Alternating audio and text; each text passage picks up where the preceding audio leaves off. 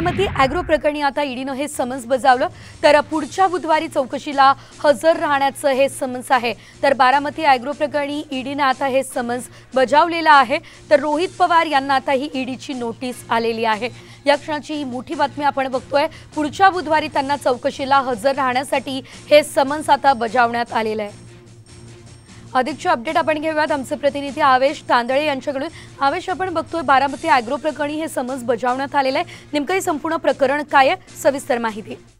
नक्की सेजल, आपल्याला माहित असेल की 5 जानेवारी ईडीने 6 ठिकाणी छापेमारी केली होती। बारामती ॲग्रोचे सीईओ रोहित पवार आहेत आणि रोहित पवार सध्या शरद पवार गटात आहेत। या प्रकरणी ईडीने 5 जानेवारी जेव्हा छापेमारी केली, 6 ठिकाणी छापेमारी केली, त्यात काहीतरी आर्थिक घोटाळा झाला असल्याचा ईडीचा संशय आहे। त्या प्रकरणी रोहित पवार यांना ईडीने बुधवारी सकाळी 11 वाजता चौकशीसाठी बोलवलेलं आहे। यापूर्वी सुद्धा रोहित पवार यांच्या बारामती ॲग्रो याच्यावर आयकरची छापेमारी झाली होती।